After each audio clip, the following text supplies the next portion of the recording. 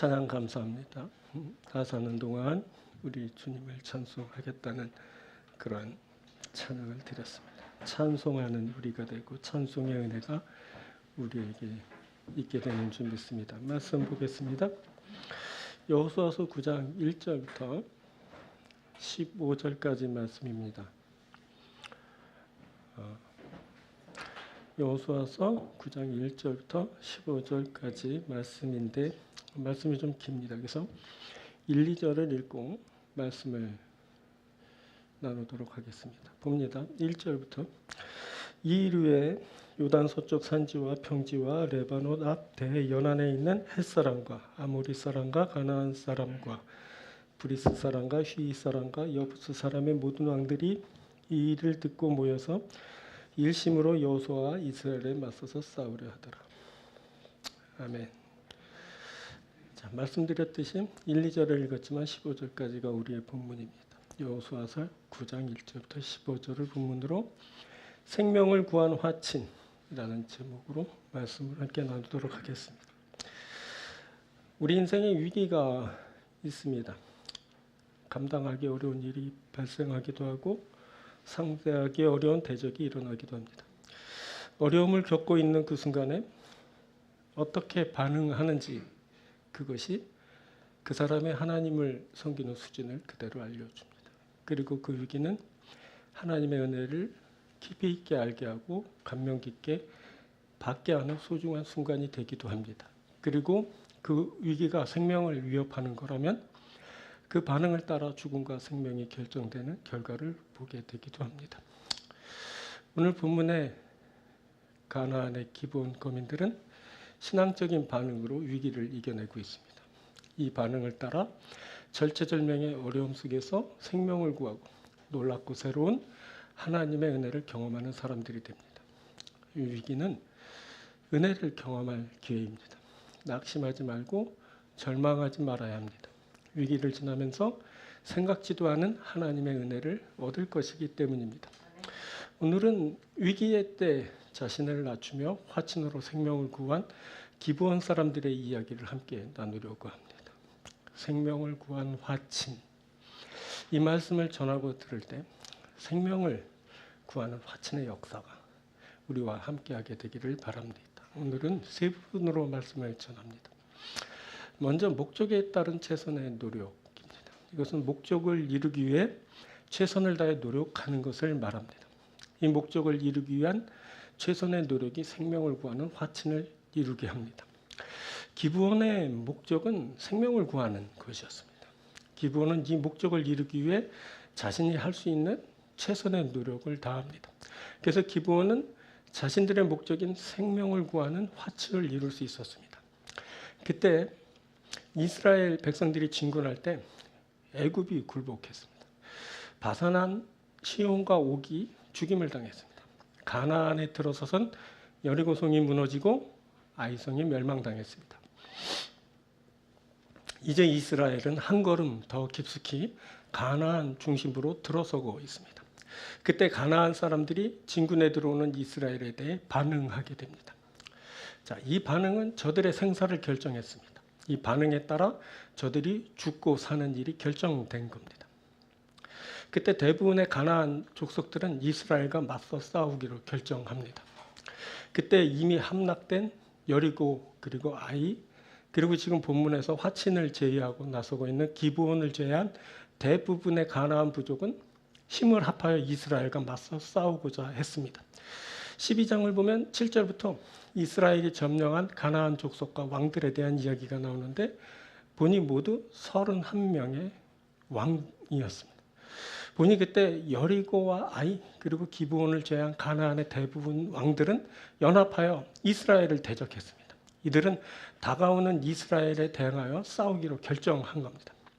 이들이 이렇게 이스라엘과 싸우기로 한 것은 위기의 원인을 외부적인 것으로 파악했기 때문입니다. 재앙의 원인이 나에게 있지 않고 상대인 너희들에게 있다고 판단한 겁니다. 그렇기 때문에 이들은 위기의 원인인 상대를 제거하려고 전쟁을 일으킵니다. 이들은 상대만 제거하면 닥쳐오는 심판을 벗어날 수 있다라고 그렇게 생각합니다.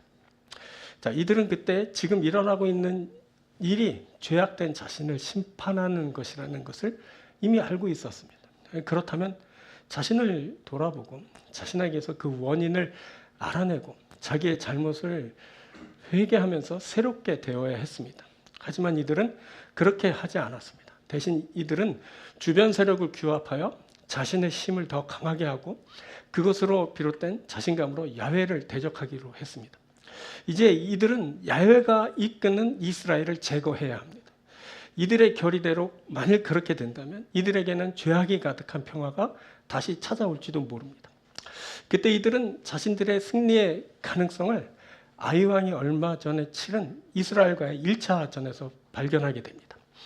연합하여 이스라엘을 대적하고 있는 가나안의 왕들이 아이와 이스라엘 1차전을 이제 벤치마킹한 겁니다. 그때 아이 왕은 쳐들어온 이스라엘을 보기 좋게 물리쳤었습니다. 자, 우리에게도 승산이 있다. 우리가 아이처럼 준비만 할 수 있다면 얼마든지 이스라엘을 물리칠 것이다. 우리가 일치 단결하고 이스라엘이 교만하다면 우리가 이긴다. 이들은 이스라엘이 자신들의 하나님 야훼에게 불순종하고 자신들이 연합하여 무장한다면 자신들에게도 승산이 있다고 판단했습니다.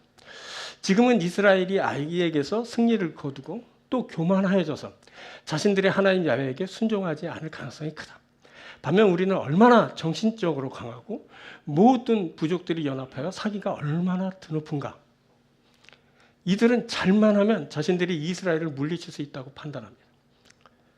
자, 이렇게 한 번의 불순종의 전력은 대적들에게 대항할 빌미를 제공하고 저들을 단합시키는 구실을 만들어 줍니다. 가나안 왕들이 이것을 근거로 일치단결하여 이스라엘을 대적하였습니다. 그런데 이런 대부분의 가나안 족속들과 다르게 반응하는 그런 사람들이 있었습니다. 바로 기브온 사람들입니다. 이들은 놀랍게도 적의 강함의 정도를 보지 않습니다. 이들은 자신에게서 진멸당할 수밖에 없는 그 원인을 파악하였습니다. 그때 기브온은 자신들에게 닥친 전쟁의 위험을 이스라엘의 하나님 야훼께서 하시는 일로 보았습니다. 후에 이들은 어찌해서 우리를 속였냐고 하는 여호수아의 말에 이같이 대답했습니다. 당신의 하나님 여호와께서 그의 종 모세에게 명령하사 이 땅을 다 당신들에게 주고 이 땅의 모든 주민을 당신들 앞에서 멸하라 하신 것이 당신들의 종들에게 분명히 들림으로 당신들로 말미암아 우리의 목숨을 잃을까 심히 두려워하여 이같이 하였나이다.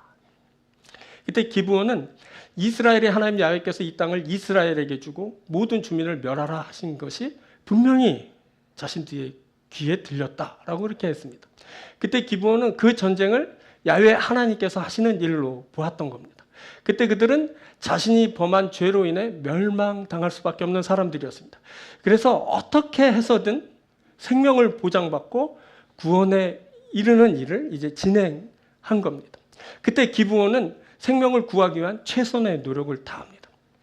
기브온은 사신을 보내면서 그 모양을 꾸미되 헤어진 전대와 기운 포도주 부대를 나귀에 싣고 낡은 신과 의복을 입고 마르고 곰팡이 난 떡을 소지하고 길갈에 있는 여호수아를 찾아왔습니다. 그리고 이들은 자신들이 아주 먼 나라에서 온 사람이라고 그렇게 소개하고 여호수아에게 조약을 맺자라고 그렇게 제안을 했습니다. 이들은 지금 생명을 얻기 위한 방법을 모색하고 최선을 다해 그 일을 진행하고 있습니다. 그런데 그 일은 결코 쉬운 일이 아니었죠. 이 사람들이 여호수아 앞에서 하는 말을 한번 들어보십시오. 8절. 그들이 여호수아에게 이르되 우리는 당신의 종들이니이다 하며. 우리는 당신의 종들이니이다. 자신들을 여호수아의 종이라고 그렇게 말하고 있습니다. 아니 이제 막 조약을 맺어야 하는데 이렇게 자신을 낮추면 어떻게 되는 겁니까? 이러면 불평등 조약이 맺어지게 될 것입니다. 자신을 종이라 숙이고 들어오는 사람들과 어떤 조약이 맺어질지는 안 봐도 뻔하지 않습니까? 그런데 이들이 그렇게 했습니다. 자신을 종이라고 낮추면서 그렇게 다가온 겁니다.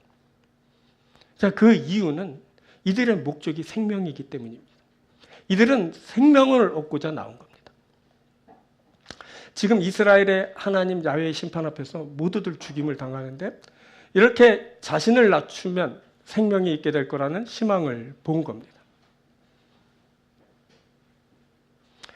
그것은 이들의 이해력이 가져온 조치였습니다.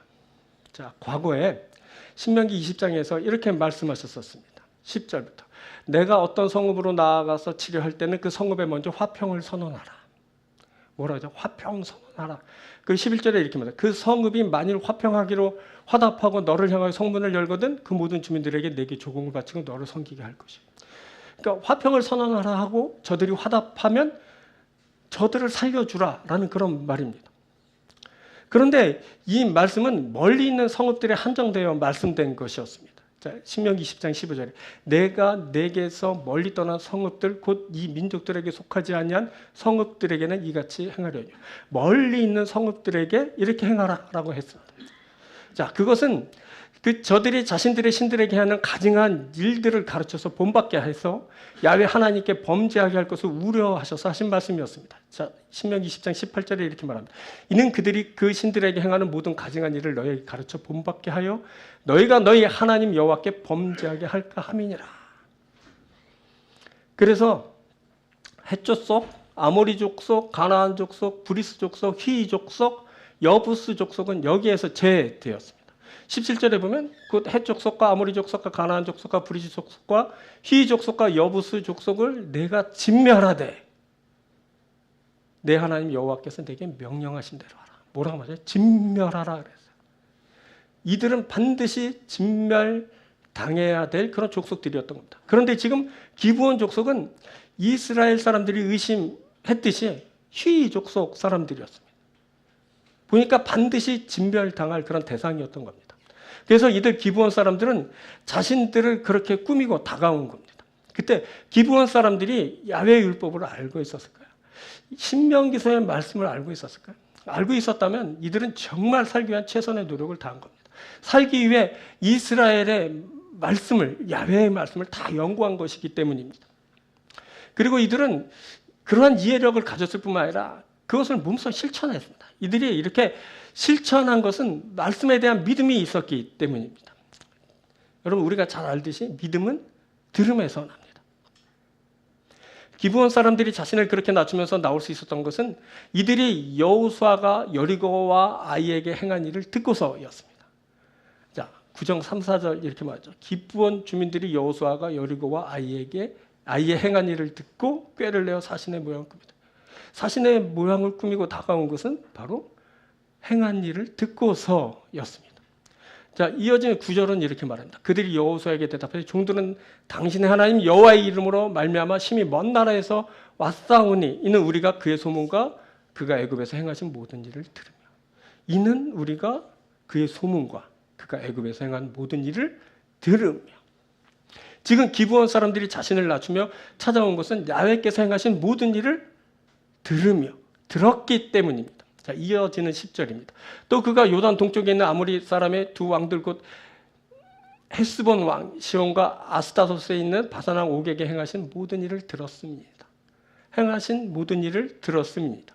기브온 사람들이 야훼께서 행하신 모든 일을 들었습니다. 그래서 그렇게 여호수아에게 나온 겁니다. 자, 기브온 사람들은 야훼께서 행하신 모든 일들에 대해서 듣고서 믿음의 사람이 되었습니다. 기브온 사람들은 믿음을 갖고 행하면 죽을 자신들이 구원받을 줄 확신하게 되었습니다. 이들은 믿음을 갖고 야훼 하나님의 언약의 백성이 되길 원했죠. 그래서 조약을 맺읍시다 하고 나온 게 된 겁니다. 보니까 얼마 전 라합도 그랬습니다. 자, 여호수아서 2장 10절 이는 너희가 애굽에서 나올 때 여호와께서 너희 앞에서 홍해물을 마르게 하신 일과 너희가 요단 저쪽에 있는 아모리 사람의 두 왕 시온과 옥에게 행한 일 곧 그들을 전멸시킨 일을 우리가 들었음이니라. 우리가 들었음이니라. 라합이 그것을 듣고 그렇게 반응했던 겁니다. 라합도 그때 듣고 그렇게 반응했죠.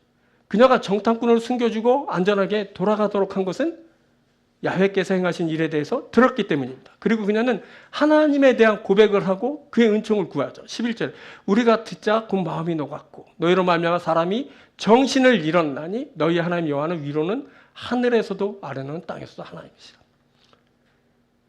그녀가 듣고 알게 되고 믿음을 따라 하나님이 천하의 천지의 하나님이라고 그렇게 고백하게 된 겁니다. 그래서 그녀와 그녀의 집이 구원을 받게 되었습니다. 자, 믿음의 반응입니다. 믿음의 반응이 바로 생명을 가져왔습니다. 이들은 생명을 얻기 위해 자신들이 할 수 있는 최선의 노력을 다합니다. 그때 이들은 확신을 갖고 그렇게 믿음으로 반응했습니다. 목적에 따른 최선의 노력이 필요합니다. 물론 그 목적은 생명입니다. 우리가 하나님 앞에 나온 목적은 바로 생명을 얻기 위함입니다. 그래서 우리는 생명을 얻기 위해 세상을 살면서 하나님 앞에서 최선의 노력을 다 기울입니다. 우리는 생명을 얻기 위해 우리 자신을 다 내립니다. 우리는 생명을 얻기 위해 믿음을 갖고 반응합니다. 이것이 우리에게 생명을 가져오는 결과를 만나게 할 겁니다. 우리가 비록 이방인이지만 하나님이 주시는 생명을 얻게 될 겁니다. 우리가 비록 죄인이지만 예수 그리스도의 십자가 보혈의 사함을 받고 우리가 영원한 생명을 얻게 될 겁니다. 주님이 주시는 생명을 얻는 그 목적을 가지고 지금 우리가 하나님 앞에 있고 하나님 앞에 예배를 드립니다. 우리가 그 목적을 가지고 매일매일 살고 한순간 한순간 최선을 다합니다. 그래서 결국 하나님께서 우리에게 주시고자 하신 생명을 우리가 얻게 될 겁니다. 하나님이 우리에게 주시는 생명은 영원한 생명입니다. 사랑하는 저와 여러분들이 그 영원한 생명을 얻게 될 줄 믿습니다. 자, 두 번째는 섭리에 대한 경외심 갖기입니다. 하나님의 섭리에 대한 경외심을 갖는 것을 말합니다. 이것 하나님의 섭리에 대한 경외심이 생명을 구하게 합니다. 자, 앞에서 살폈지만 기본의 목적은 뭐라고요? 생명을 구하는 것이었습니다. 그런데 이 생명을 구하는 일은 하나님의 섭리이기도 했습니다. 이들이 하나님의 섭리에 대한 경외심을 갖고 생명을 구하는 일에 이제 참여하게 됩니다. 지금은 자신을 한껏 낮추고 있는 기브온 사람들은 원래 그렇게 천하고 그렇게 낮은 사람들이 아닙니다. 자, 예루살렘 앞 그 아도니 세덱이 파악한 기브온은 가나안의 왕도와 같은 큰 성입니다. 이는 기브온은 왕도와 같은 큰 성이며 아이보다 크고 그 사람들이 다 강함이라. 이 성은 아이보다 크고 더 강했습니다. 또 그곳의 사람들은 다 강했습니다. 강함이라 라고 말하는데 이 말은 깃보르라는 단어로 NIV가 번역한 대로 All these men were good fighters. 그러니까 강한 전사, 용사라는 말입니다. 이 사람들이 파이터입니다. 그런데 그 강하고 큰 성읍을 가진 기브온이 그 강한 전사들이 이스라엘에게 자신을 종이라 낮추며 그들과 화친하고자 했습니다. 이 일이 지금 이웃 그 예루살렘 아도니세덱에게 큰 충격으로 다가왔습니다. 어떻게 그런 일이 일어날 수 있을까? 이스라엘은 도대체 얼마나 강한 거야? 정말 어떻게 그런 일이 일어났을까요? 어떻게 기브온이 싸워보지도 않고 자신을 그렇게 낮추면서 종이라고 한 것일까요? 자, 기브온 사람들이 그 여호수아 앞에서 자신을 종으로 낮출 수 있었던 것은 그들이 야훼 하나님의 섭리를 보고 있었기 때문입니다. 지금 야훼 하나님의 섭리가 진행되고 있습니다. 그것은 죄악된 가나안을 심판하고 이스라엘에게 약속하신 그 땅을 얻게 하는 것입니다. 그런데 가나안을 심판하실 때 이방이었던 가나안 사람들을 구원하시는 일도 함께 진행되었습니다. 그것이 야훼 하나님의 섭리이기 때문입니다. 이것이 바로 하나님의 섭리입니다. 하나님은 이방인도 구원하시는 것을 기뻐하십니다. 그것은 이미 이스라엘 진영 가운데 이방인들이 함께 있었고 이들이 야훼 하나님을 예배하는 그 자리에 한 부분을 차지하고 있었다는 것을 통해 알게 됩니다. 오늘 본문에 이 일이 있기 전 이스라엘이 에발산에 제단을 쌓고 제사를 드릴 때 이미 그곳에 이방인들이 함께 했습니다. 그때 하나님께 번제와 화목제의 제사가 드려지고 하나님의 말씀이 기록되고 선포될 때 그곳에 이방인들이 함께 했습니다. 자, 여호수아 8장 33절에 이렇게 말합니다. 온 이스라엘과 그 장로들과 관리들과 재판장들과 본토인뿐 아니라 이방인까지 여호와의 언약궤를 맨 레위 사람 제사장들 앞에서 교회 좌우에 서되 절마는 이러면서 쭉 말씀드리고 모세가 이스라엘 백성에게 축복하라고 명령한 대로 함이라. 이렇게 말씀드립니다. 모세가 이스라엘 백성에게 축복하라고 명령한 대로 할 때 온 이스라엘 그 장로들, 관리들, 재판장들, 본토인들 뿐만 아니라 그곳에 이방인들까지 여호와의 언약궤를 맨 레위 사람 제사장들 앞에서 교회 좌우에 서 있었습니다. 뿐만 아니라 거류민들까지, 즉 같이 살고 있었던 그 이방인들까지 선포된 말씀을 함께 들었습니다. 자, 8장 35절에 모세가 명령한 것은 여호수아가 이스라엘 온 회중과 여자들과 아이와 그들 중에 동행하는 거류민들 앞에서 낭독하지 아니한 말이 하나도 없었다. 거류민들 앞에서 말씀이 낭독됐습니다. 여기서 거류민들이란 말은 게르라는 말이고, 앞에서 말한 이방인들 그 역시 게르라는 동일한 단어입니다. 그러니까 다시 말해서, 그러니까 이방인들이 거류민이 돼서 그 이스라엘 사람들과 함께 거주하고 있었다라는 것을 이제 말하는 겁니다. 자, 이러한 사실은 하나님께서 이방인들도 예배에 참석시키고, 그리고 예배에 참석시킨 것은 바로 저희들을 구원하시고자 하는 그 섭리를 가지고 계셨다라는 것을 뜻하는 겁니다. 자, 이러한 사실은 출애굽할 때부터 있었던 그런 현상이었습니다. 자, 출애굽기 12장 38절에 수많은 잡족과 양과 소와 심이 많은 가축이 그들과 함께 하였습니다. 출애굽을 할 때 잡족이 함께 하였습니다. 이 잡족이란 에레브라는 혼합된 무리를 뜻하는 겁니다. 이미 이스라엘 그 공동체는 혼합된 무리를 이루고 있었던 겁니다. 그 중에 이방인들이 섞여 있었죠. 물론 이들이 후에 이제 문제를 일으키기도 했지만, 그래서 때로는 이들이 이스라엘과 분리되는 그 아픔을 겪기도 했지만, 그것이 하나님의 구원의 범주에서 이들을 영원히 제외시키는 이유는 되지 못합니다. 보면 문제는 정통 히브리인들이 더 많이 일으켰거든요. 중요한 것은 뭐냐면 하나님의 섭리입니다. 그 섭리는 뭐냐면 이방인도 구원하신다라는 겁니다. 그래서 더 중요한 것이 뭘까요? 그것은 구원받을 믿음의 사람들인가, 구원받을 믿음의 공동체인가 하는 겁니다. 자, 여호수아서는 이를 적극적으로 언급하죠. 자, 라합은 가나안 이방 여인이었지만 구원의 범주 안에 들었습니다. 자, 히브리서 기자가 이렇게 말해요. 11장 30절. 믿음으로 기생 라합은 정탐꾼을 평안히 영접하였으므로 순종하지 아니한 자와 함께 멸망하지 아니하였다. 멸망하지 아니하였다. 이거 구원받았다는 얘기죠. 그때 개인 라합뿐 아니라 그녀의 집에 속하여 그녀와 함께한 모든 사람이 구원을 받고 생명을 보전받았습니다. 자, 여호수아서는 이렇게 기록해요. 6장 25절에 여호수아가 기생 라합과 그의 아버지의 가족과 그에게 속한 모든 것을 살렸습니다. 하나님께서 그녀에게 속한 모든 사람들을 살렸습니다. 사람만 살렸는지 아십니까? 가축도 다 살려주었죠. 뿐만 아니라 이제 라합은 후에 다윗의 조상이 되죠. 그 후손에서 누가 나셨는지 아십니까? 예수께서 나셨습니다. 이렇게 예수 그리스도를 통한 하나님의 구원사를 말씀하실 때 그 줄기에 누가 있냐? 라합이 있습니다. 그리고 그 줄기엔 마태복음서를 보니까 라합 외에도 이방인 룻도 포함되어 있습니다. 보면 하나님의 구원사는 혈통이 아닌 것이 분명합니다. 하나님의 구원사는 혈통이 아니라 뭐냐면 믿음입니다. 믿음으로 라합은 정탐꾼들을 영접했고, 믿음으로 룻은 시어머니의 나라에 이르러 다윗의 증조 할머니가 되었습니다. 그때 에발산에서 이스라엘의 번제와 그 화목제가 드려졌을 때 믿음을 가진 이방인들이 그 구원의 예배에 함께하였습니다. 이들 기브온 사람들이 그것을 알게 된 겁니다. 그것이 변할 수 없는 하나님의 섭리라는 것을 저들이 깨닫게 되었습니다. 그렇다면 비록 자신들이 질멸의 대상이라는 것이 선포되었지만 그럼에도 희망이 전혀 없는 것은 아닙니다. 하나님의 섭리에 순응하면서 하나님의 뜻을 따라 자신을 내리고 다가설 수 있다면 자신들이 생명을 얻고 구원을 받게 될 줄을 이들이 확신하였습니다. 그래서 이들 기브온 사람들은 이방인도 구원하신다는 그 섭리를 알고는 그 섭리에 순응하면서 자신을 기꺼이 낮출 수 있게 된 겁니다. 자, 우리가 야훼를 하나님으로 고백하고 그 앞에 지금 예배를 드리는데, 이렇게 야훼가 하나님이십니다 라는 고백하면서 예배를 드리는 것도 그가 섭리를 따라 이방인도 구원하신다는 것을 우리가 알았기 때문입니다. 많은 사람들이 이방인 그러면 난 아닌데요? 자신이 이방인이란 것을 모릅니다. 여러분, 대한민국 사람들은 이방인입니다. 이스라엘 사람들을 뺀 전 세계 모든 사람들은 다 이방인입니다. 그런데 교회에 나온다고 나는 이방인이 아니에요 이렇게 말하는 사람 이방인이거든요.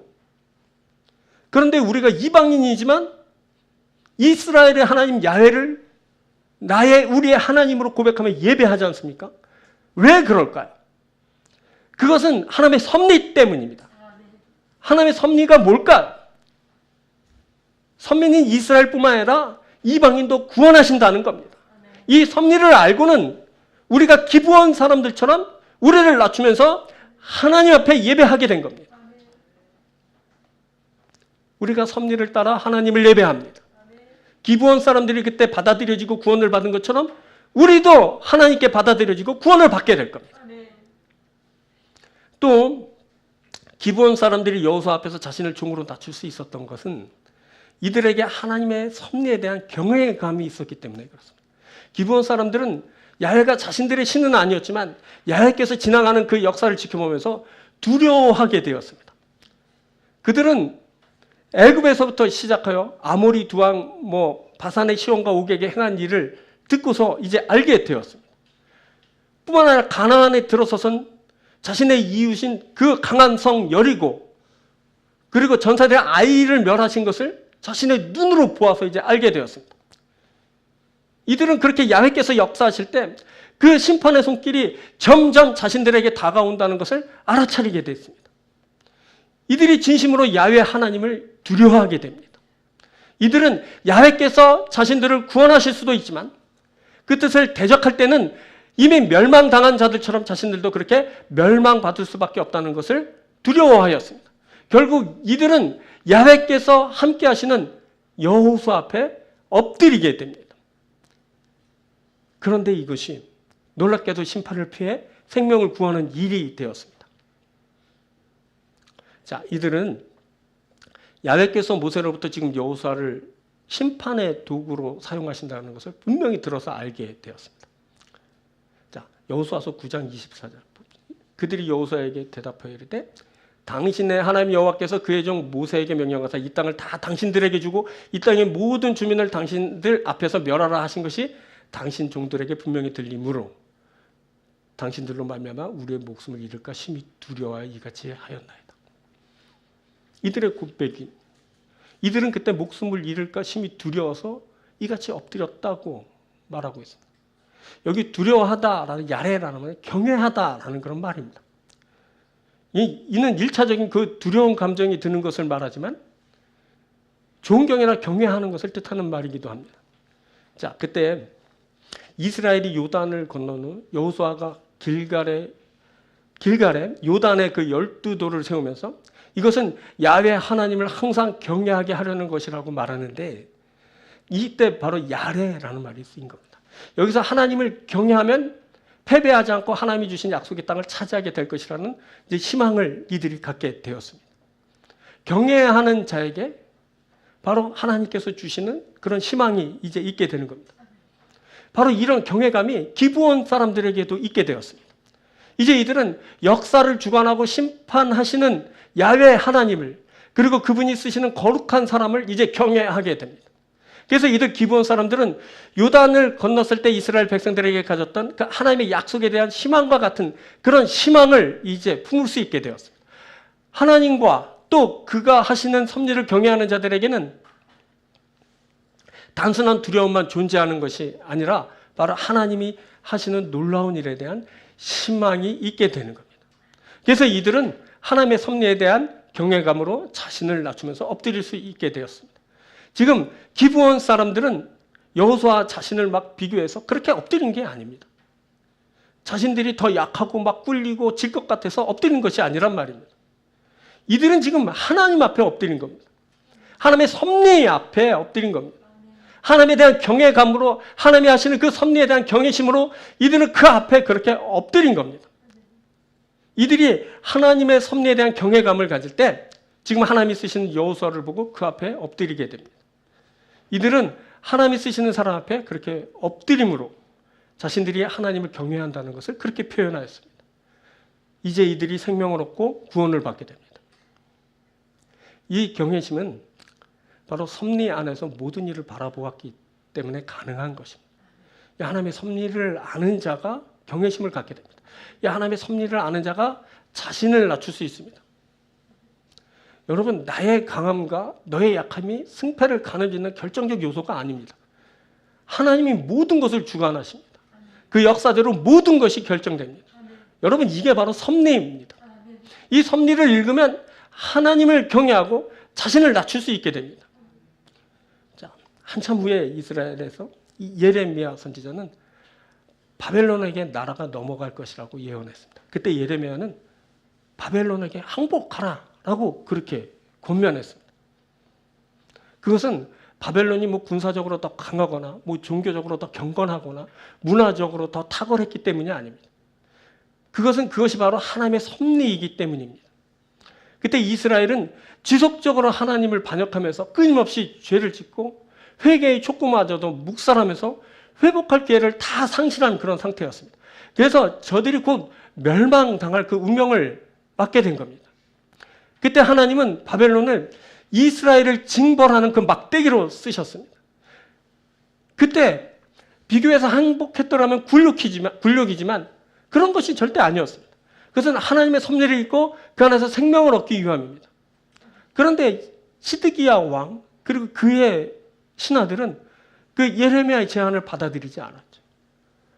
그래서 바벨론이 느부갓네살이 침략해서 뭐 성이 다 파괴되고 막 포로로 잡혀가고 그의 왕자들은 그 앞에서 다 왕 앞에서 아버지 앞에서 아들들이 다 죽임을 당하고 그 왕 시드기야 왕은 두 눈이 뽑히고 조롱과 멸시를 당하고 끔찍한 일을 이제 겪게 됩니다. 여러분 알아야 될 것은 끝까지 몰려서 하나님의 심판 앞에 선 백성이 회복하기 위해선 하나님의 징계를 받고 회개하고 새롭게 되는 길밖에 없는 겁니다. 이 섭리를 보는 것, 그것이 바로 하나님과 그의 역사를 보는 겁니다. 이 섭리를 보고 반응하는 것, 믿음을 가진 사람이 할 수 있는 겁니다. 그때 이 섭리를 따라 경외심을 갖는 것은 하나님의 섭리와 그 역사 앞에서 나를 보는 것이었습니다. 이 하나님의 섭리를 보면 나를 낮추고 그를 인정할 수 있습니다. 이 경외심이 화친을 이루고 생명을 얻게 합니다. 사랑하는 여러분, 이 하나님의 섭리를 읽을 수 있게 되길 바랍니다. 이 섭리를 여러분 경외할 수 있게 되길 바랍니다. 하나님의 섭리대로 이루어집니다. 이 섭리를 알고 섭리를 경외하면서 섭리를 따라 여러분이 낮춰야 될 것에 낮추고 이 섭리를 따라 하나님이 또 존귀하실 땐 높아지는 그런 여러분들이 되게 되길 바랍니다. 하나님의 섭리대로 결국 여러분들이 구원받고 존귀하게 되는 그런 여러분들이 되길 바라고, 그러나 살아가면선 어쩌면 우리는 기브온 사람들처럼 그 예레미야의 권면처럼 우리를 낮추고 우리를 항복해 할 때가 있는지도 모릅니다. 그러면 또 그 섭리를 따라 또 그렇게 반응하면서 하나님의 섭리의 결과를 만나고 그 결과를 만날 때 여러분들이 구원을 받고 존귀하게 되는 역사를 만나는 귀한 여러분들이 되길 주의 이름으로 축원드립니다. 자, 마지막 세 번째인데 세 번째는 좀 짧습니다. 영적 존재, 영적 존재로서의 나 찾기. 이것은 내가 육적인 존재뿐만 아니라 영적인 존재라는 것을 알게 되는 겁니다. 내가 영적인 존재인 것을 알게 하는 것이 화친에 이르게 하고 생명을 얻게 합니다. 자, 기브온은 이방인이고 이교도들이었지만 영적인 사람들이었습니다. 이것이 아주 중요합니다. 이들은 영적 존재로 야훼 하나님 앞에 있었습니다. 이들이 여호수아 앞에 자신을 낮추며 엎드린 것도 이들이 영적으로 하나님을 느끼고 있었기 때문입니다. 이들은 야훼 하나님께서 행하신 모든 일을 듣고 여호수아에게 나와왔습니다. 이는 이들이 야훼 하나님을 만나러 온 것이고 야훼 하나님 앞에서 자신의 생명을 보장받기 위함이었습니다. 이것을 알기 위해선 이미 앞에서 살핀 바 있는 성경에 나타난 이 원리를 잘 이해해야 됩니다. 성경은 상대와 나의 문제가 아니라 하나님과 나의 문제다라고 말씀합니다. 자, 먼저 상대를 이해하는 일이 선행돼야 됩니다. 지금 나의 상대는 이스라엘의 바벨론처럼 하나님이 쓰시는 막대기입니다. 그가 혹은 그들이 지금 하나님께 붙들려 거룩하게 쓰임받고 있는 중입니다. 그는 내 앞에서 이렇게 저렇게 행하면서 내 자신을 바르게 보게 하고 그리고 나를 하나님 앞에서 새롭게 세워놓습니다. 그래서 기브온은 여호수아 앞에 나왔고 여호수아 앞에서 자신을 바르게 보고 그렇게 자신을 낮출 수 있게 된 겁니다.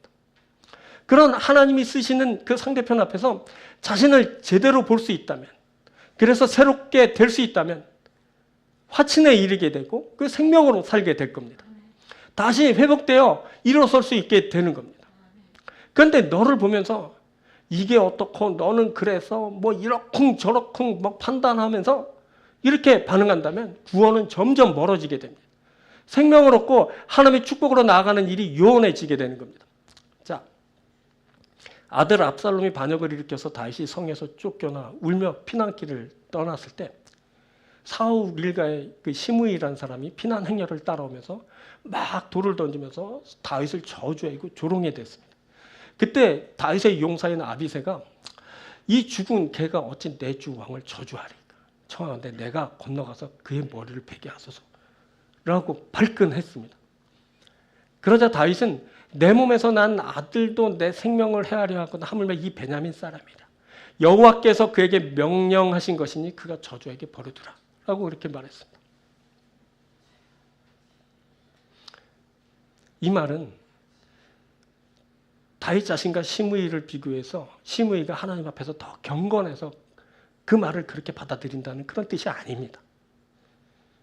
시므이가 아무리 개같이 형편없는 자라고 할지라도 지금 하나님께 붙들려서 쓰임받고 있다는 겁니다. 여호와께서 그에게 명령하신 것이니 그가 저주하게 버려두라. 그때 다윗은 하나님께서 시므이를 쓰고 계신다는 것을 보았습니다. 시므이를 쓰시면서 다윗 자신을 바로 보게 하고 지금 자신을 새롭게 하고 계신다는 것을 알았습니다. 그래서 그냥 버려두라. 여호와께서 그에게 명령하신 것이다. 저주하게 버려두라. 다윗은 그때 자신을 보고 자신의 과거의 죄를 보고 그래서 하나님 앞에서 심판을 받고 그리고 하나님 앞에서 또 회개하면서 새롭게 되는 기회를 만났습니다. 다윗이 탁월한 것은 지금 개같은 시므이를 통해 하나님의 음성을 듣고 있다는 사실입니다. 그가 울며 피난길 가면서 하나님 앞에 있어서 회개하면서 새롭게 됩니다. 여러분, 반역을 만나 성을 빼앗기고 도망한 왕이 다시 성을 쟁취하고 왕권을 회복한 예는 역사상 많지 않습니다. 아니, 거의 없죠. 그런데 다윗이 회복되었습니다. 그가 성을 다시 찾고 왕권을 다시 회복했습니다. 그가 성을 찾고 왕권을 다시 회복했을 땐 더 굳건하고 존귀하게 세워졌습니다. 그가 더 아름답고 존귀하고 경건하고 의롭게 회복된 겁니다. 그런 겁니다. 여러분, 우리가 하나님의 자녀들입니다. 우리는 하나님 앞에서 존귀한 자들입니다. 그래서 우리는 누구를 만나든지 하나님 앞에 있어야 됩니다. 개 같은 시므이를 만나더라도 다윗처럼 하나님 앞에 있는 겁니다. 여러분, 본문의 기브온이 그랬습니다. 이들은 이방인이고 이교도들이지만 신앙적인 측면에서 보면 그 누구보다 더 기본이 탄탄하게 갖춰진 사람들. 이들은 지금 쳐들어오는 이스라엘을 만날 때 하나님 앞에 있는 사람처럼 행동합니다. 이들은 지금 여호수아라는 적장 앞에 있지만 실은 그를 사용하시는 하나님 앞에서 자기를 낮추고 고개를 숙인 겁니다. 어찌 보면 굴욕이 있죠. 그때 비굴함이 온통 이들을 감싸고 비웃었을지도 모릅니다. 그런데 이들은 그 비굴함을 떨치는 데 성공합니다. 그 굴욕을 마침내 극복하고 말죠. 그것은 지금 자신들이 상대하는 대상이 적장이 아니라 바로 하나님이다 라고 그렇게 확신했기 때문에 가능했던 일입니다. 그들이 여호수아 앞에서 자신을 종으로 낮추지만 실은 하나님 앞에서 자신을 낮춘 겁니다. 이들이 그렇게 하나님 앞에서 자신을 낮추면서 생명을 구하게 됩니다. 이렇게 자신을 낮추며 화친을 청하는 사람은 비굴한 사람이 아니라 바로 영적인 사람입니다.